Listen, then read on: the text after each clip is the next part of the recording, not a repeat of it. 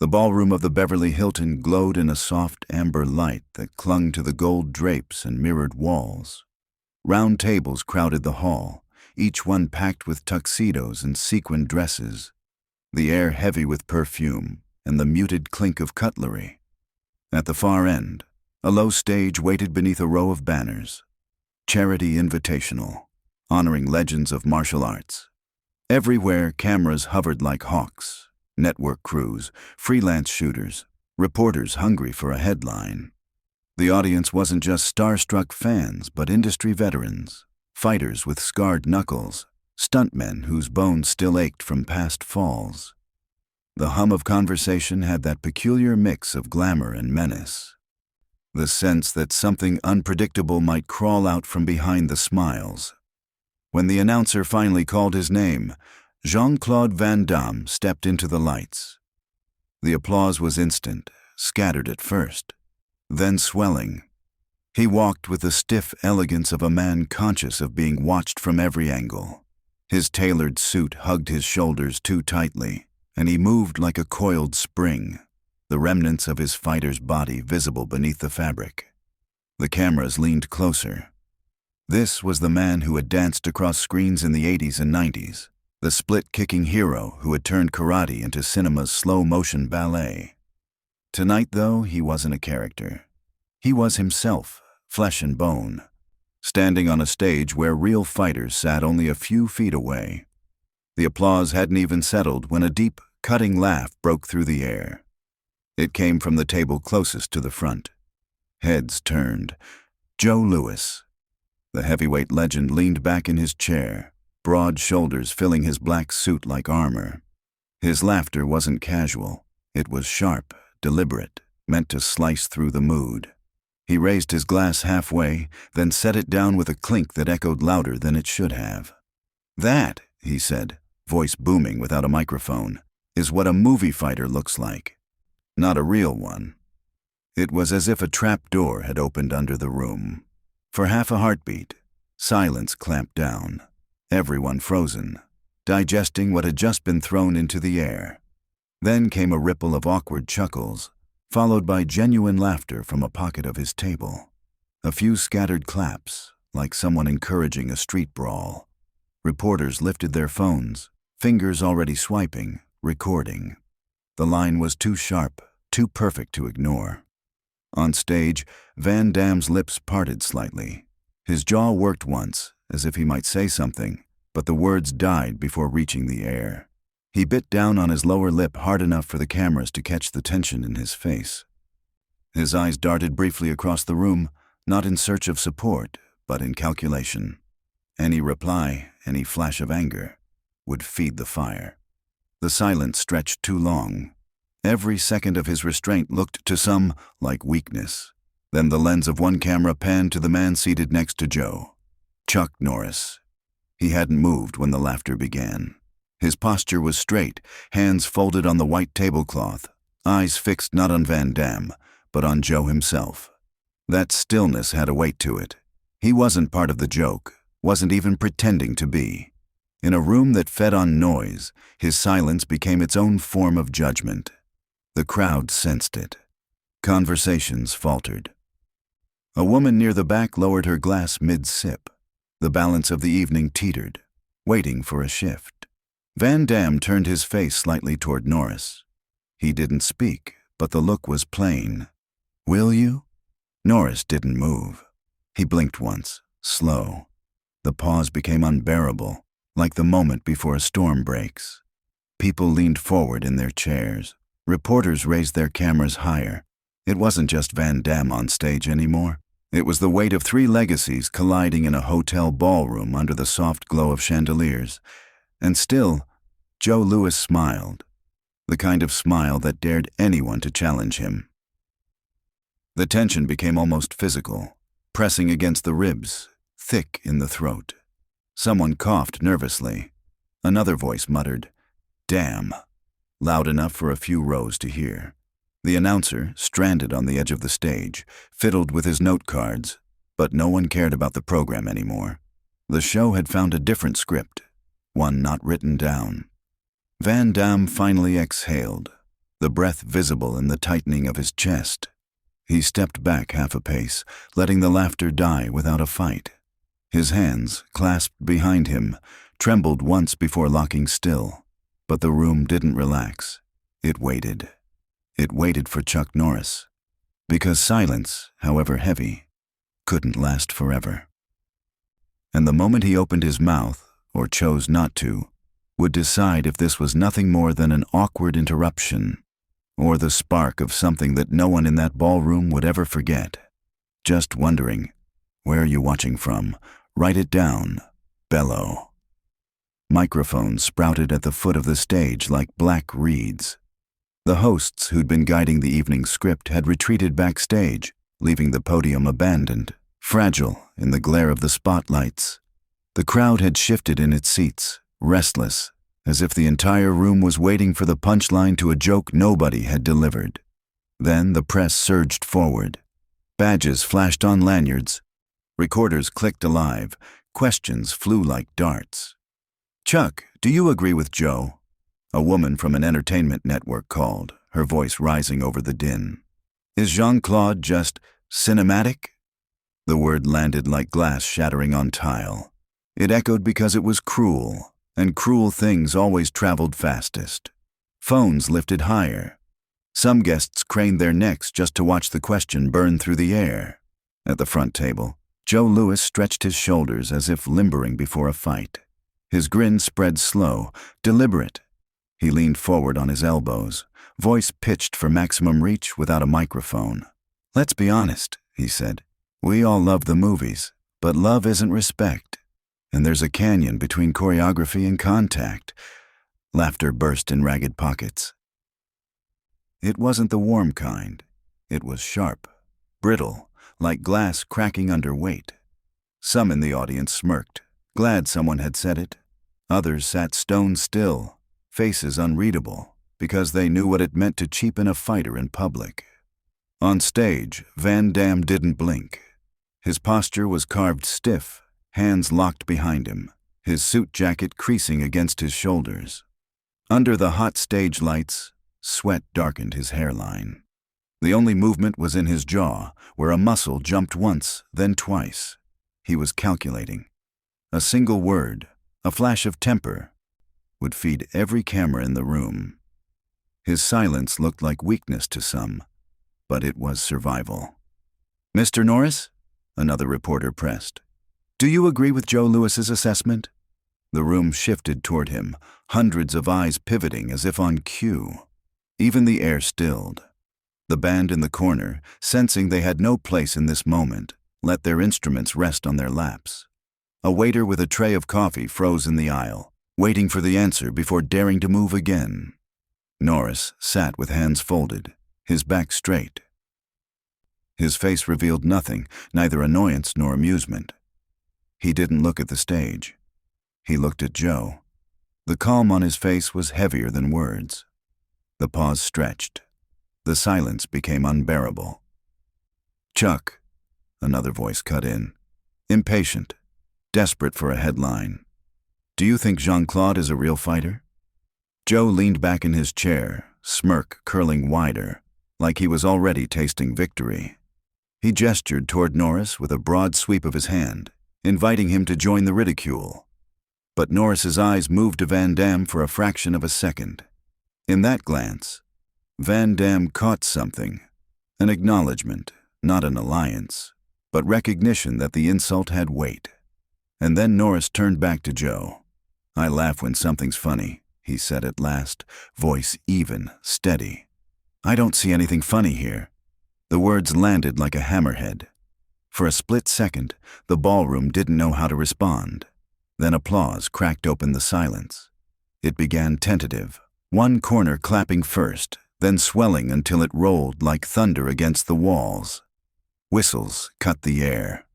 Phones rose higher. But from Joe's side of the floor came boos, sharp and defiant, swallowed quickly by the louder surge of approval. Joe's smile faltered. He grabbed his water glass and raised it like a toast, trying to cover the stumble. "Take it easy," he said, forcing a laugh. "We're all friends here, until the bill comes."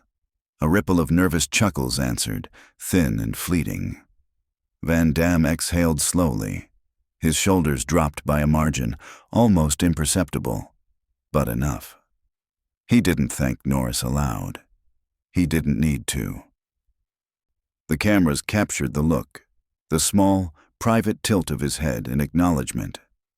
The reporters pressed harder, sensing blood in the water. Microphones thrust toward the table. Joe, are you saying Jean-Claude never fought?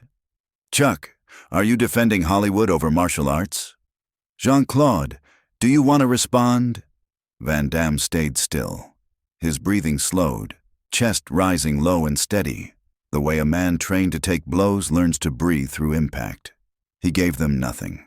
Silence can be a shield if you wear it long enough. Joe filled the void. He pivoted to the cameras. Voice stronger, back in his rhythm. Discipline, he repeated, mocking the word. Sure, on a set you need discipline to hit your mark, but I'm talking about the place where nobody calls cut, the place where the ropes keep you honest. He drew a square in the air with his hands, the unmistakable shape of a ring. The room rumbled. Veterans in the back nodded. Younger fans booed. The air split down the middle. Half the room with him, half against. But everyone leaned in closer. Chuck Norris didn't glance at the crowd. He kept his gaze locked on Joe.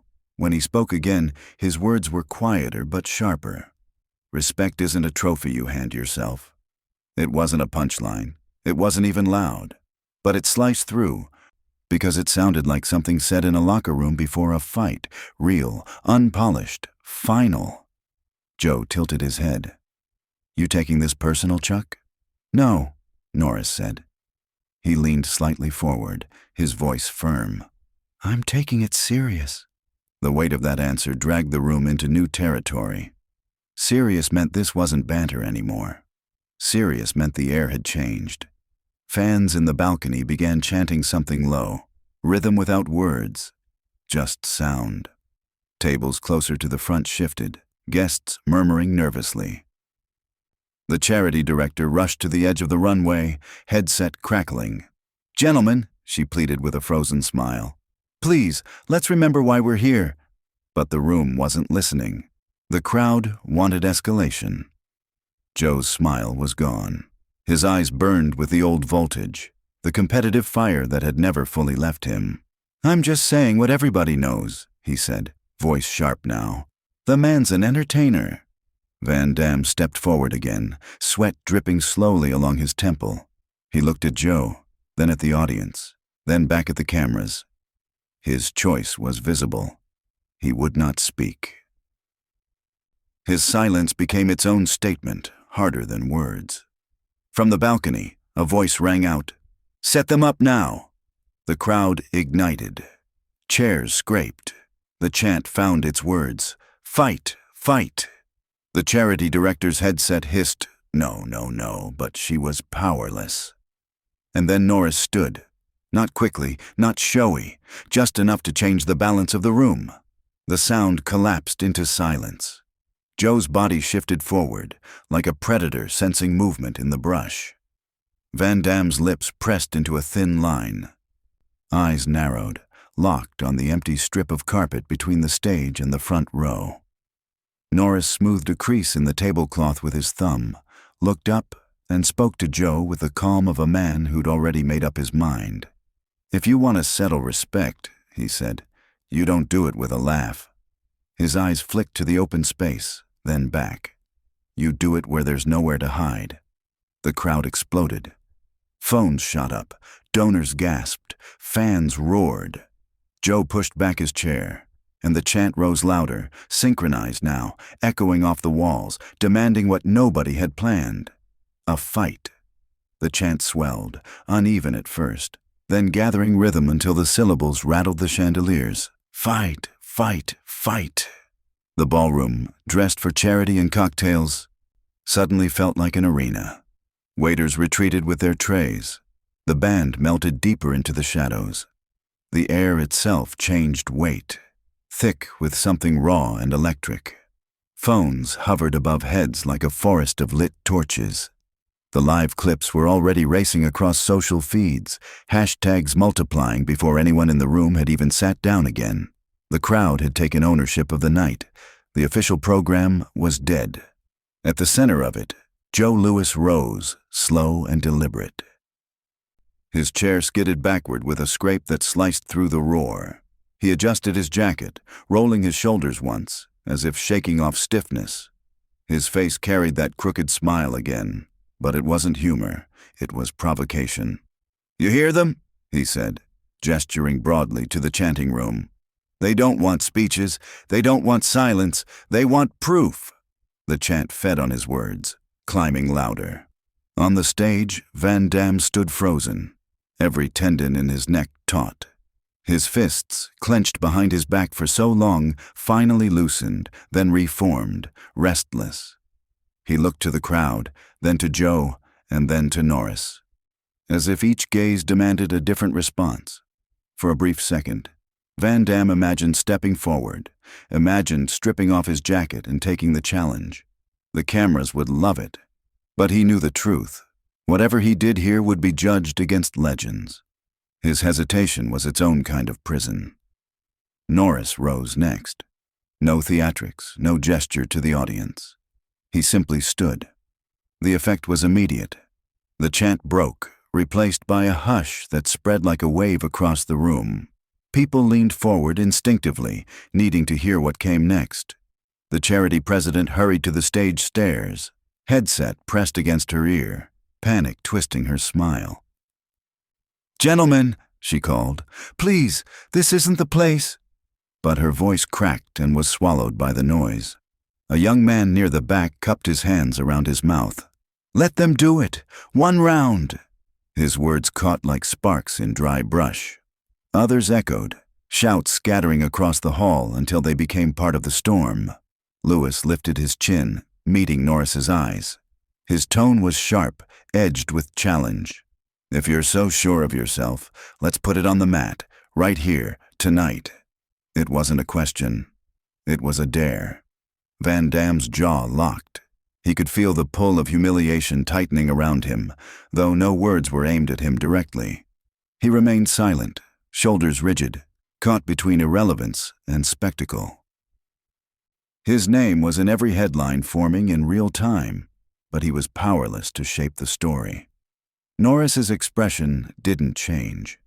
He looked at Joe as though he'd been expecting this moment all night. The pause stretched again, that same unbearable quiet. And then he said evenly, "You want a show? Fine. But remember, sometimes shows turn into something you can't control." The reaction was volcanic. Cheers crashed against boos, applause against whistles. The hall fractured into factions, each side louder than the other. Some people stood on chairs, waving their phones overhead.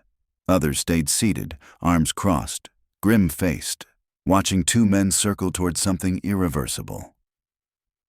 The charity staff scrambled, ushers pleading with guests to sit, a stagehand rushing to dim the lights in hopes of cooling the mood.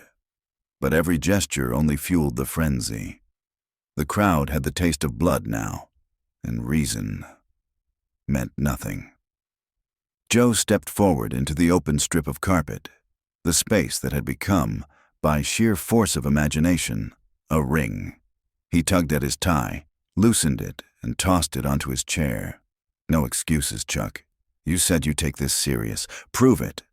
The crowd erupted, chanting both names now, half crying, "Joe, Joe, Joe." The other half, "Chuck, Chuck, Chuck." The sound tangled into a single violent roar. Norris finally moved toward the carpet, unhurried.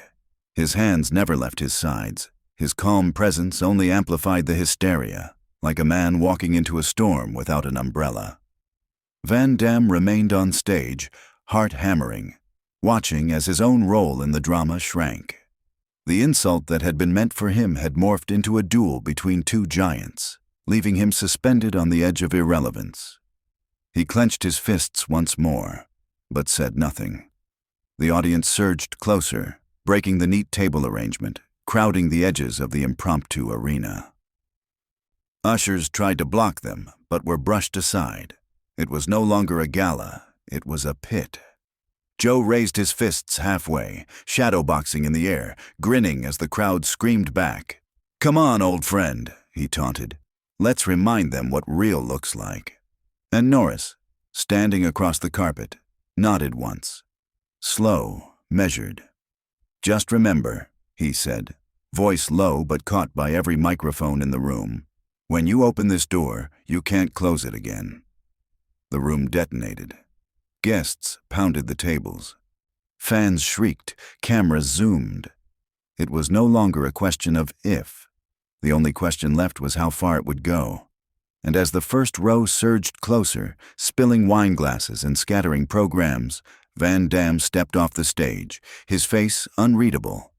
Nobody noticed at first, but those who did wondered the same thing. Was he stepping in to stop it, or to join? The roar didn't fade. If anything, it thickened, growing denser with every beat of the chant. "Fight! Fight! Fight!" It was no longer the polite encouragement of a black-tie crowd.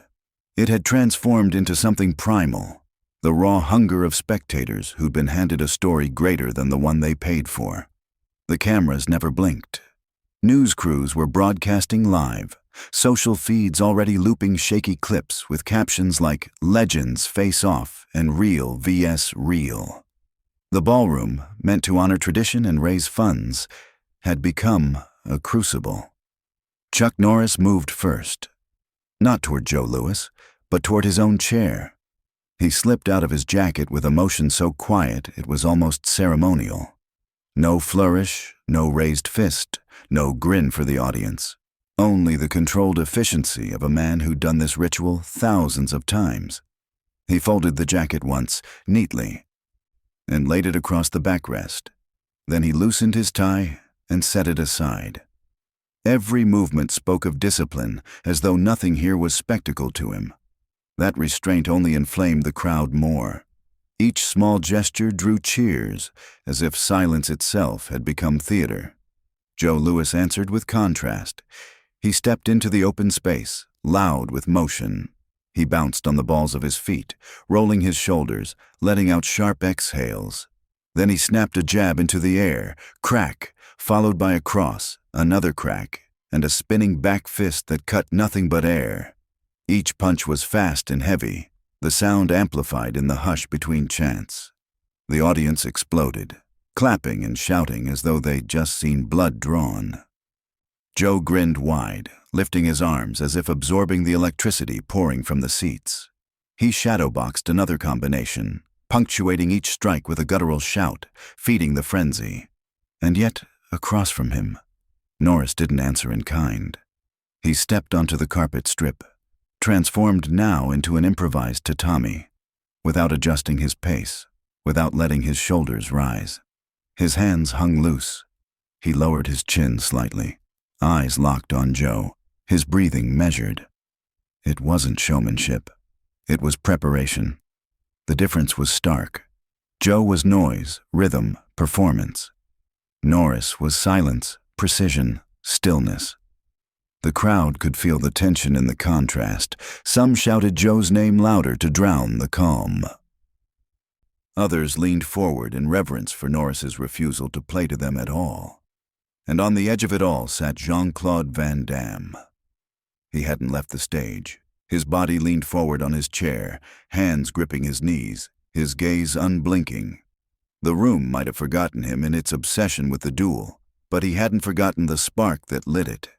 This fight wasn't just between Chuck and Joe. It was rooted in his humiliation, his silence, his choice to swallow the words that could have destroyed him. His eyes followed every move, every shift of balance. When Joe threw his practice punches, Van Damme's jaw tightened. When Norris stepped calmly into the space, Van Damme's shoulders straightened.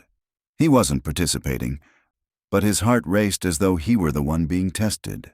The crowd noticed too. Some cameras swiveled toward him, catching the intensity in his stare, the sweat at his temples. Commentators whispered into mics, speculating about his role, victim, witness, or potential participant. But Van Damme stayed seated, refusing to give them the soundbite they wanted. In the middle, The two legends stood.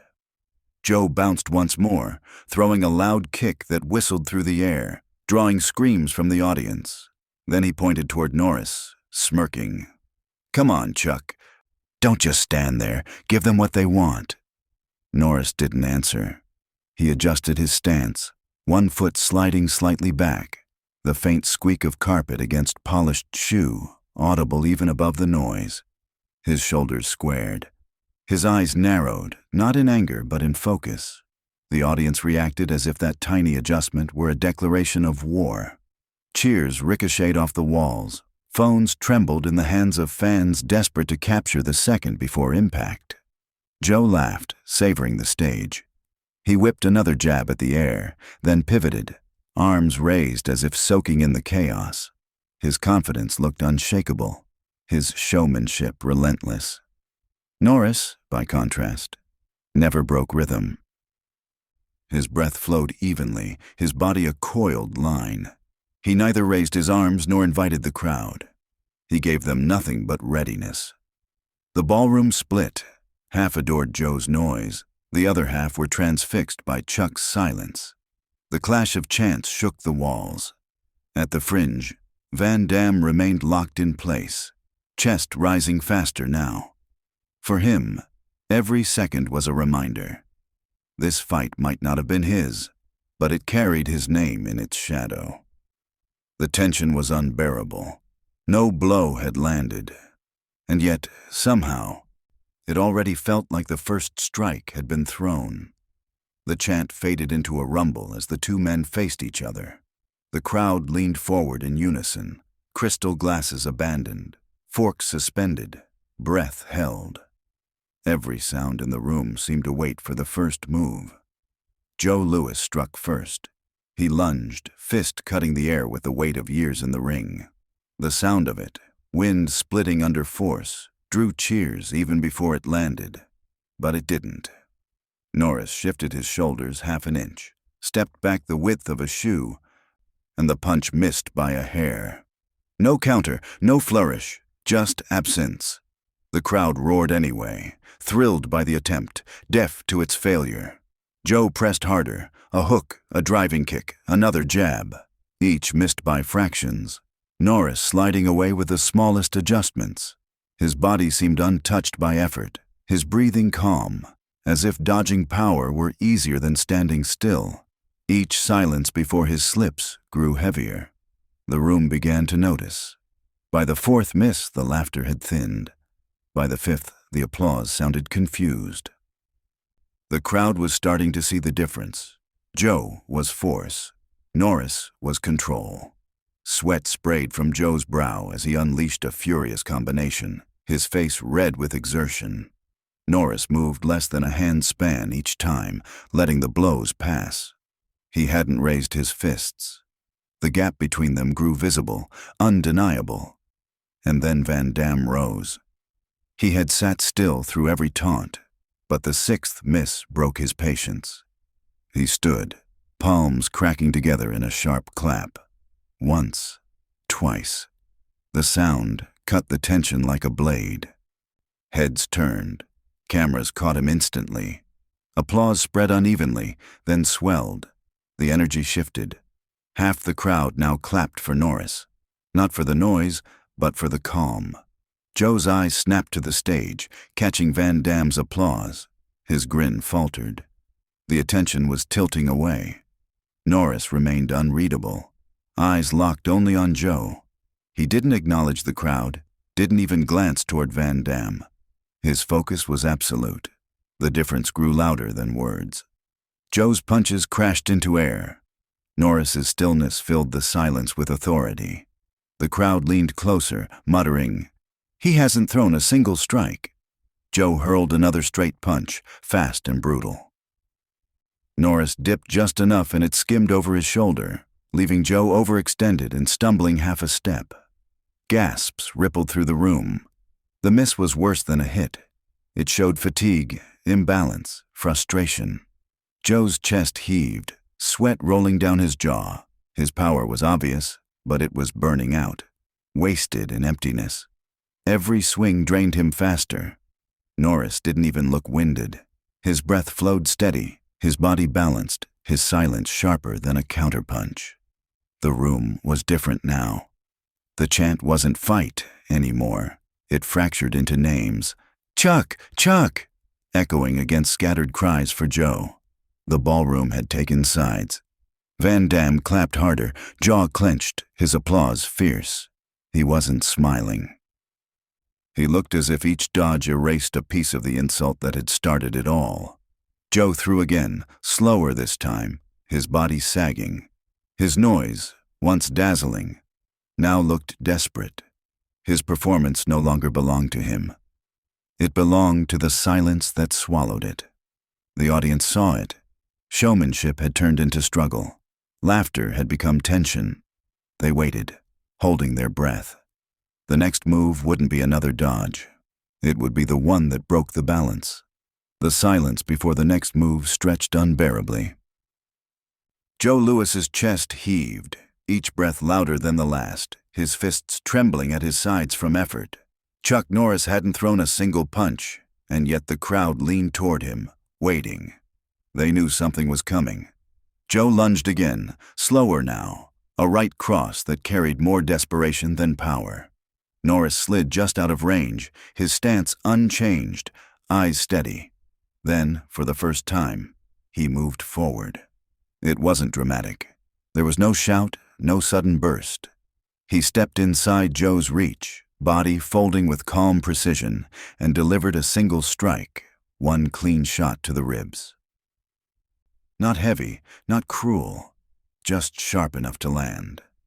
The sound was quiet, almost dull compared to Joe's earlier cracks in the air, but the effect was devastating. Joe staggered back, eyes wide, balance gone. His heel caught on the carpet, and for a moment it looked as if he might collapse. He steadied himself barely, but his arms dropped. The room exploded. A roar tore through the ballroom, deafening, people on their feet, glasses knocked from tables, phones raised high to capture the instant. The noise wasn't just applause, it was release. Someone screamed, "That's a real fighter!" And the words were swallowed in the flood. Joe's bravado drained out of him. His face flushed deep red, sweat dripping from his chin.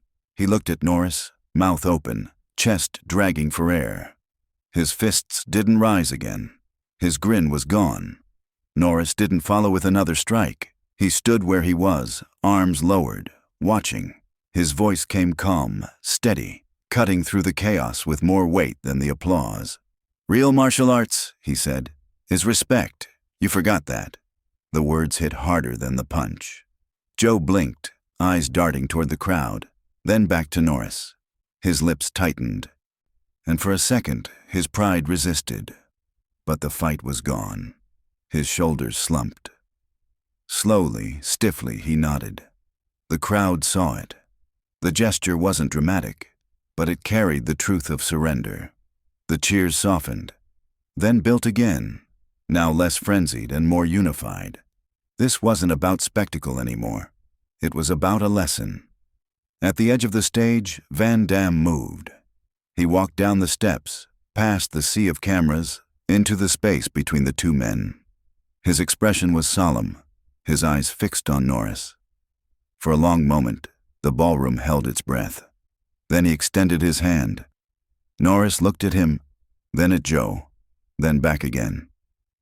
He took the hand firmly, a single shake, no theatrics. The crowd erupted again, louder than before, some rising onto tables, others crying out as though witnessing something more than entertainment, something closer to truth. Joe stood off to the side, chest heaving, eyes lowered. His arrogance had evaporated, leaving behind the stark reality of fatigue and silence. He didn't laugh, didn't speak. And in that quiet, his defeat was undeniable. The cameras caught it all, the nod of concession, the handshake, the roar of the crowd. By morning, it would be everywhere. Headlines, broadcasts, looping clips on every platform. But for those in the room, the electricity wasn't about the story. It was about what they had felt, respect restored, pride humbled, discipline proven. The ballroom had begun as a stage for showmanship, a place for speeches and charity checks. It ended as something rawer, truer. The audience hadn't seen a brawl. They'd seen the weight of silence, the power of control, the moment when respect reclaimed the floor. Van Damme held Norris's hand a second longer, his face unreadable but his eyes bright with something closer to relief than triumph.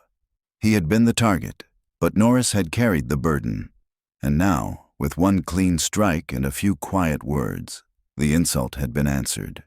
The noise carried on, cheers, whistles, applause, but underneath it was a different current, a recognition that the night had not ended in violence, but in a reminder. The lesson was unmistakable. The man who had shouted the loudest wasn't the one remembered. The man who had stayed silent, precise, unshaken. He was. And as the last chants of "Chuck, Chuck" thundered through the ballroom, it was clear. The victory here wasn't about dominance. It was about staying true when everything around you demanded the opposite.